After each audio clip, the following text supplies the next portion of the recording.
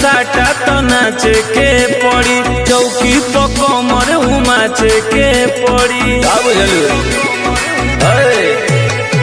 ले ले बारू साटा तो नाचे के पड़ी चौकी तो कमर उमाचे के पड़ी सुनो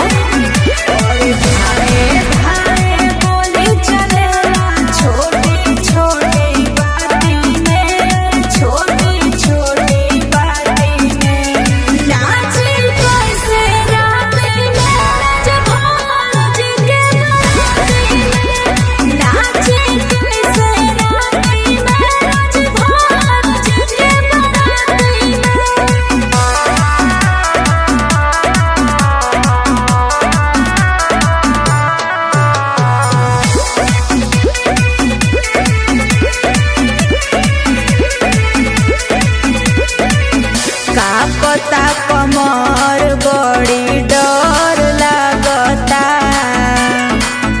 देखना माहौल बड़ी गड़बड़ लगता दबदबा रे पगले का जन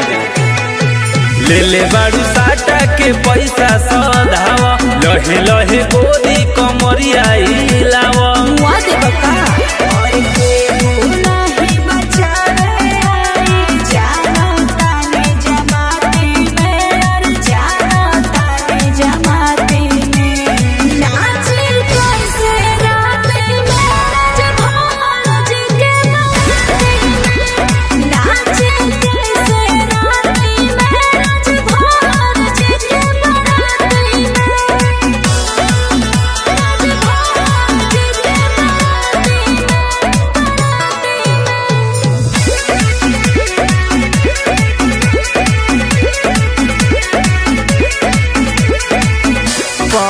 फायरिंग हो जाई पतो ना चली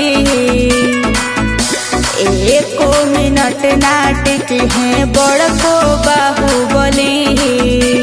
हमार कहो ये दादा डर मत पगली कुछ नहीं होई डेरा जानी गोरी सोनोज सचिन तोहर भर दी जोरी।